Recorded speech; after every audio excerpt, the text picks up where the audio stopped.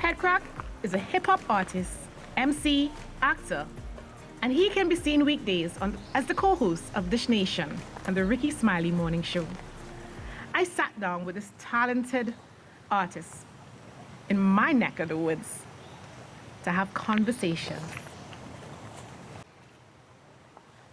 Headkrack.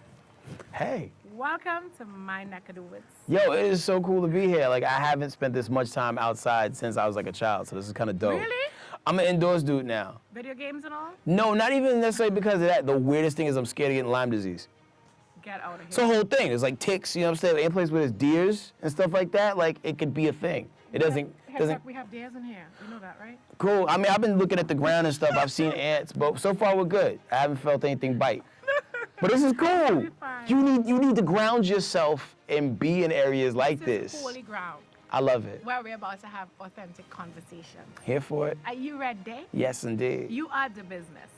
You are. I remember meeting you. I mean, I watch you and your co-host, Gary with the tea, and Brat and everybody. I watch you guys every night. Once I'm not traveling for work, at 7 o'clock on Fox. You guys are amazing. I like the energy. Thank you. And I love your energy. I think your parents did a great job. You know, I was very blessed. Like, you know, like my parents never like held me back. Like no matter how crazy it was, they would make sure I was able to at least make some sort of attempt to do whatever it was I told them I was trying to do. That's a blessing. It is, because like some people, they get treated to a wall of no's their entire life. Like I can count on my hand. From your parents. Always, yeah. That's really, really, really good. I want to ask you this though. Where did you get the name Headkrack from? Okay, so when I was in high school, I used to shoot dice a lot. See, like over here in the States, we got this game called CeeLo. Whenever you roll a 4, 5, 6, they call that a headcrack. It's like jackpot, domino, Yahtzee, like, you know, what you declare when you win and you're about to take all the money. So I've been, headcrack. Yeah, I've been very lucky my whole life. I've always, like, you know, managed to find these situations where I get blessed, and not necessarily like financially, but like I've been very fortunate. Like God, like kind of like looks out for me. You've been fortunate financially as well, and I mean, I don't know your business, but you're successful, man. You know, I have no complaints. You know, at the end of the day, because like sometimes when people put success and they put a dollar amount behind it, that's kind of like the beginning of your downfall, because at some point you're gonna get to a point where there's never enough money. But I'm happy I get to wake up and do something I love. I get to do something that people get joy that I do. And, you know, I'm not stressed out all the time. I probably could use an hour or two more of sleep a day, but other than that, I'm good. Wow. That is amazing, because there are a lot of young men who would love to do what you're doing.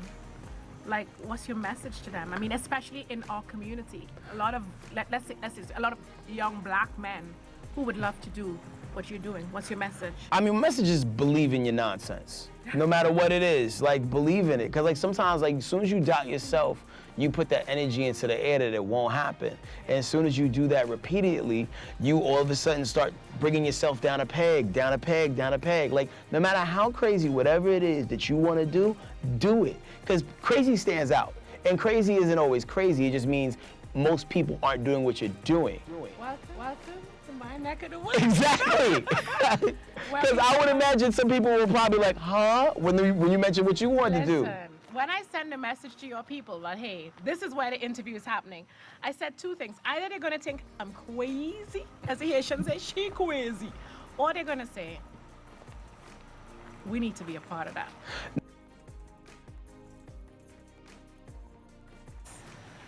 I like your message, though, to young men, especially young men of color, especially with everything that we have going on in America right now, that you need to just do it. Yeah, I could be here. You could be here. Like, I have no reason being here. Like, to be honest. Really? With you. Like, why you say that? Because, like, you know, a lot of times people look at their life circumstances and be like, I should have been a statistic. I should have been. Did you grow up rich?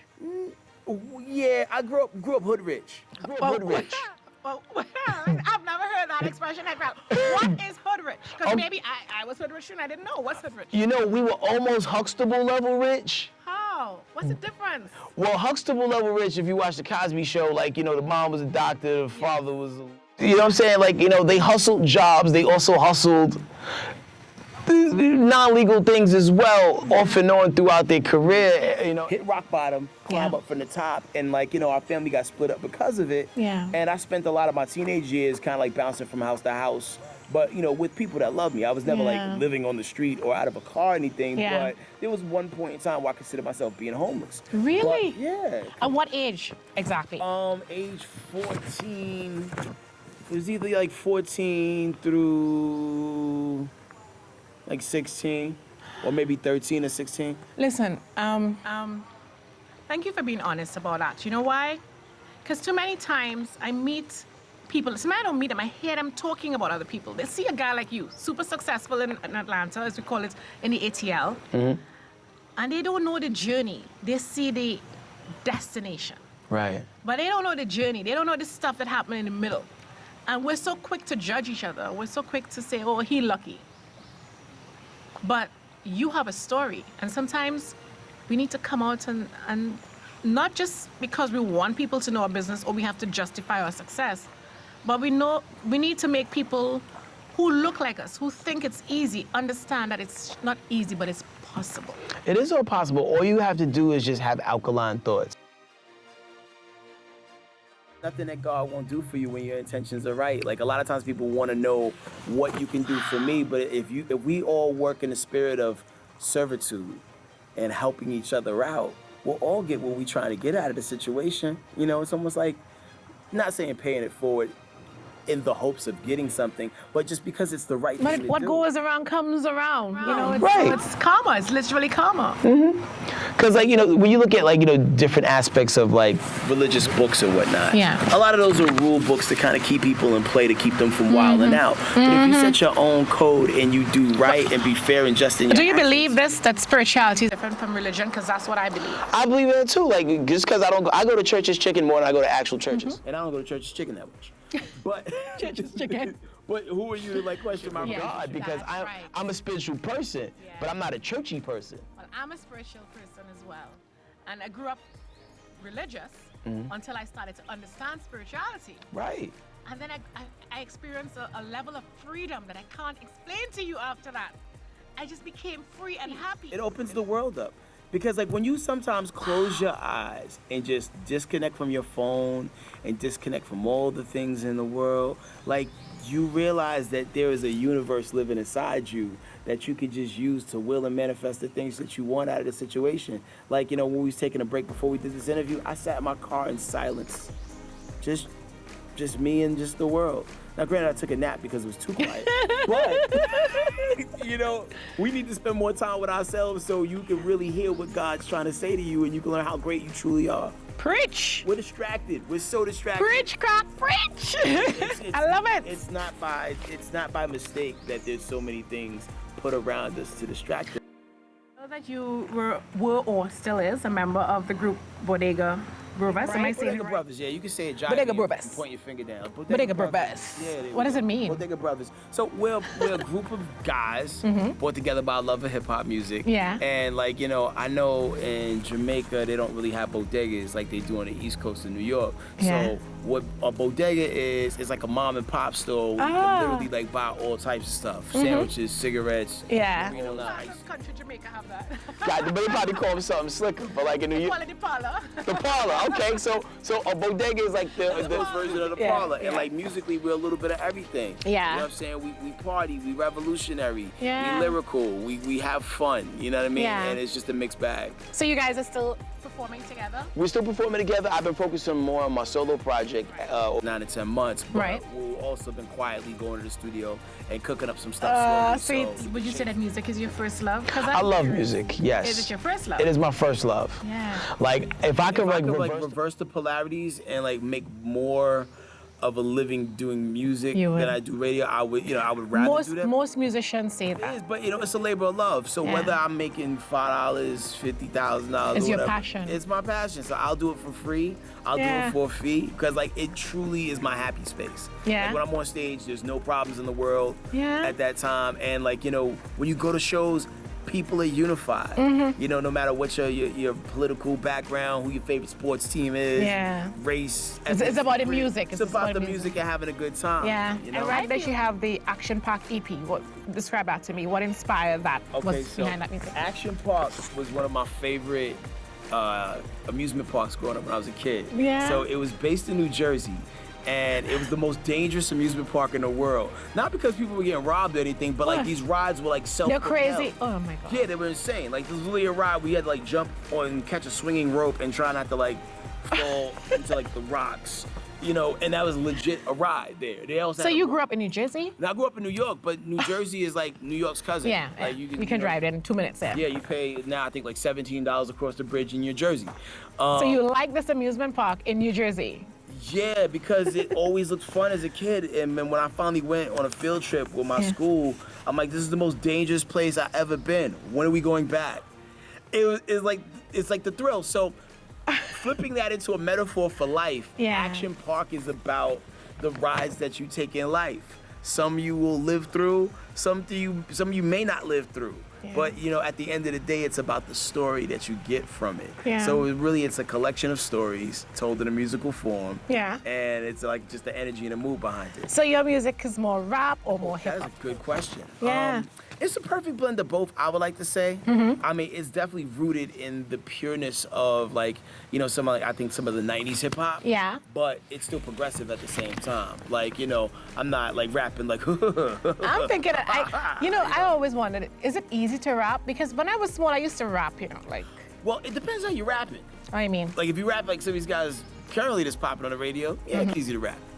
Like Cardi, like how Cardi raps? That's easy rap? See, Cardi B is like a unicorn to where like, she ain't really splitting the atom when she rap, but it's her personality. So is it about breathing or something like? You gotta have great breath control. Some of the greatest, like, know how to take them pauses in between their words and know how to like, you know, like, do it to where you're not hearing them go in between lines. Like some people do it well, some people not so much. But I mean, but Cardi's dope because like she's a mixture of personality and lyricism. So there's that. But like, you know, you look at guys like Kendrick Lamar. Yeah, that's the kind of rap you like. Like I was gonna ask you about that. Like if you could choose someone to collaborate with, you're like, who would it be? If I could collab with anybody, I totally would like to collab with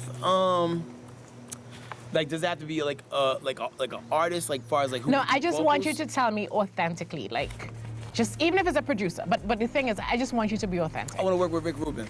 Really? Rick Rubin's been in the business for a long time. He's responsible for some of the classic albums, such as like the Beastie Boys' first album, some of LL Cool J's earlier work. And even fast forward into now, he's done work with Run the Jewels. He's done work with Kanye West. And he continues to do cutting edge things and still be plugged into the culture. So some of your work on YouTube, right? Okay. But would you rap for me? Like you have some stuff called like Abracadabra, yeah. I think that would be nice. I didn't see that one. Machine Gun Rap and WGOC. Those are names of your songs. Yes. Those are all videos. I like Abracadabra because that's about magic, right? It is. It is. So just give me a line from it now. All right, so close your eyes and imagine that you could make the perfect woman in a lab just like magic. Wow. Abracadabra, quick, that quick, and presto, modern day weird science with brains and finesse show. Intelligent hottie, Megan Goodbody, Kate Upton, Lisa Ray Whitty. She could be from any city but a street smart sweetheart. Movie geek, dimple cheeks, masterpiece art. Smile like Rosario, good at Super Mario. Know every single lyrics, the tribes, what's the scenario or scenario. Nice with the recipes. You killing them, so tell them other girls rest in peace. Give us some freckles like Lucy Liu, Lupita lips. Make her thick from the front and back. I see the hips. How sweet is this?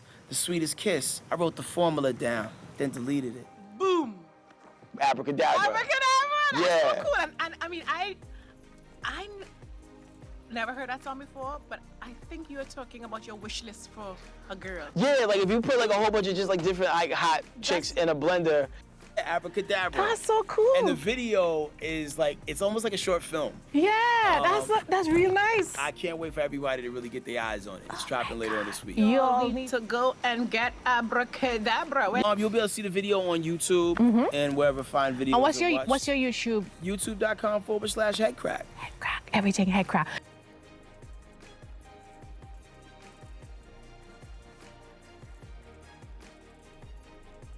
Speaking of Headkrack, Yes. I see that you have this a new weekend crackdown, which I like. Thank you. I need to get on that, okay? Pull up. I'm gonna pull up, honey. So the Weekend Crackdown is we take everything that happened in the week in the culture and we talk about it on a weekend show. Kind of like, oh, what's popping? Okay. Yeah, pretty much. And we have interviews, special guests come through every week, and we really have fun doing it because it's almost like like certain places you can't gamble, but if you get on a boat, you can gamble. So my show is like maritime law. You know what I'm saying? You can kind of do what you want on the show. We have time to edit it because it's not live. Yeah. So we really get to be a little bit more weekend on a live show. Where can people catch it? Well, it comes on different cities. We're a syndicated show, so depending where you're at when you watch or hear this, best way to do it, really, I would say, is go to my Instagram account and look at the rundown Headkrack. of the cities. Yeah. I know there's some people who don't know your real name, and I cannot pronounce. Your name is Raynell. Say it again. Raynell, R-A-Y-N-E-L. I was Raynell. named after my dad's best friend at the time. Oddly enough, they're no longer friends. Okay, and how does he feel about the fact that he named his son after someone he's not friends with? I've never talked to him about it, actually. Because it's like it's bad enough they ain't friends no more. Like, so I don't want to like rub salt in a wound. But, Yeah. But like they'll come back around. Nice. It's one of those situations where like they'll be cool for a few years and they won't be cool. Yeah. And then they're cool again. Is this a part of the culture? It's a part of the culture. You know how we do? We be mad at people for like, I don't know, like 6 years. Then we'll show back up like nothing happened. Yeah. We were talking about back to Cardi B and the fact that she's a unicorn, because I absolutely think she is. If you had a choice between a collaboration in terms of hip hop, rap, between Cardi B and Lil Nas, because they're both popping right now. Right. Which musical rhythm do you feel? I would say Cardi B, because we both got that We're from the Bronx thing going. Oh, you're from the Bronx. Yeah, Boogie Down. So I think we got that going. And Cardi B's just a nut. I just love her. I love her too. Lil Nas X is new. Yeah, he's new, but he's popping. He is popping. He's popping. Can't wait to see what the second song does, but, Okay. he's cracking right now. But you would know. Guys, we're back and I'm hanging out with none other than Headkrack. Go follow him on the gram and everywhere else. He's the business. Yeah, it's your girl Basia. And listen, Headkrack. Yes. I crack up, no pun intended, every night almost, because I follow you guys on This Nation. I love Gary. Say hi to Gary for me, Gary with the T. I will relay said message. He is so sweet. And I also love Porsha and Brat and all these people that they just seem amazing, like an authentic group of people to be around. Yeah. And of course, Ricky Smiley. So just say hi to them. Tell them Basia sends her love. I will send that love for you. Do you enjoy doing Dish Nation? I do enjoy Dish Nation because it's fun. Because the cool thing is like radio, you gotta kind of hurry up and play a song, and TV really puts you in the homes of more people. Yes. And at more at a controlled rate. Because radio, you're listening real time. You can't really rewind it. Yeah. You can't pause it.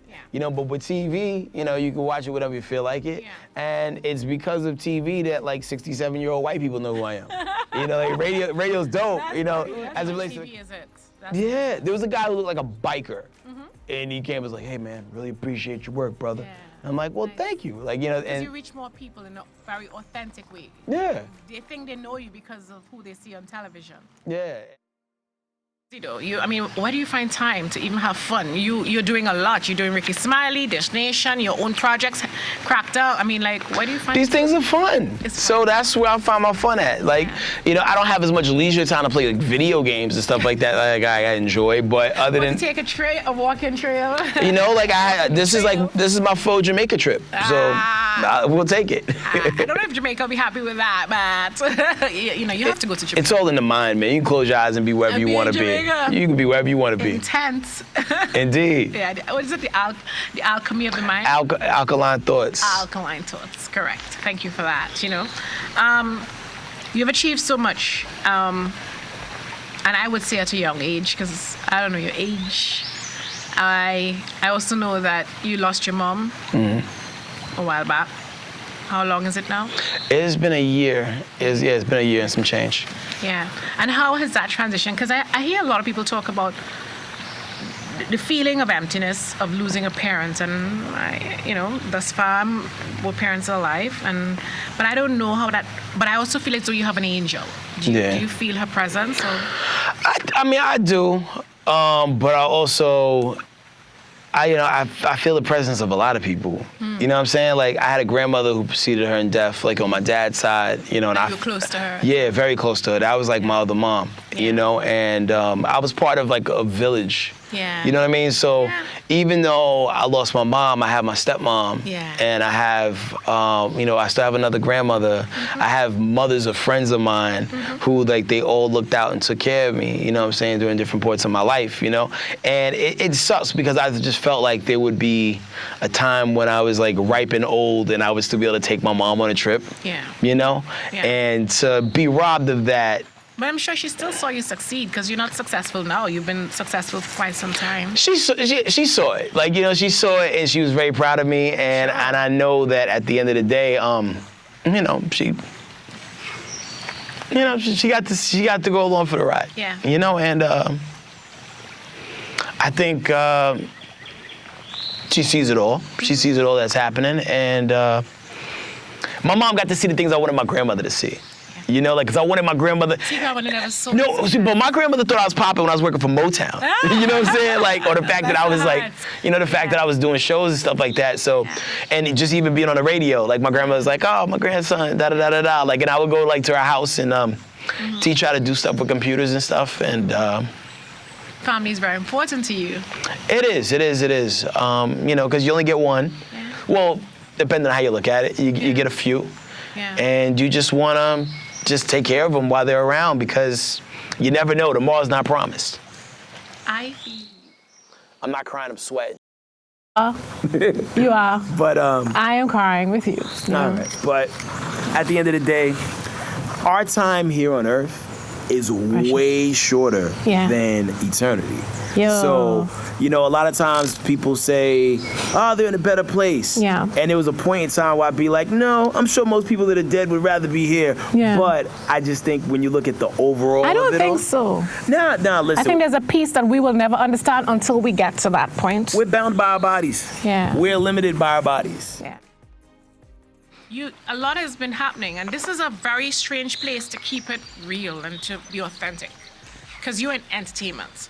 And as you say, a 67-year-old white man could come to you and say, hey, I love you, Juju, and the fame could have gone to your head. And when I met you, I saw that that wasn't the case. And you're a good example for people like me and many others and people coming up to know that, hey, you just need to hold it down and understand it's just a spiritual being having a human experience. Right. And you could do whatever you want with that. Yeah, I saw a pillow one day that said, we're just all walking each other home. You know what I mean? So what you do on that walk and on that journey is up to you. You can make it rough, you can make it bumpy, you can make it smooth. We can help each other. You thirsty? I'm thirsty. Let's share.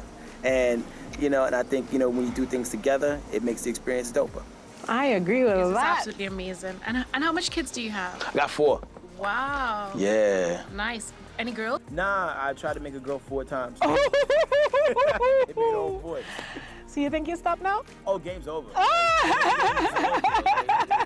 So I can make my 5th boy. Oh my God! You might be lucky the 5th time. You know, you never know. They don't make a car big enough. But I think they have an amazing daddy. I want you to know that. Nobody wear their hair like that. Like, why isn't that a thing? Who is that, George? That's George Washington. Yeah, because nobody wants to look like George Washington. Nobody want to look presidential? Everybody wants to look like Obama. Word. Word. Think about the next level, next step. Oh, I mean, I think about it often. But I want you to will it right here on, because this is holy ground. Okay. And once you know what it is and you have it visualized, then I want you to throw your coin in the water. Water. Splash. Yeah, splash. yeah. We's in there. We's in there. Splash Brothers 20.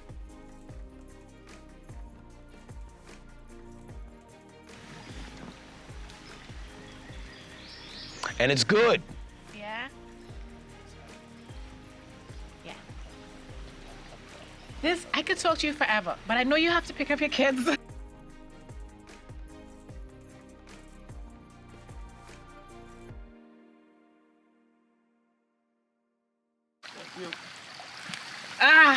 That's a wrap. That's a wrap.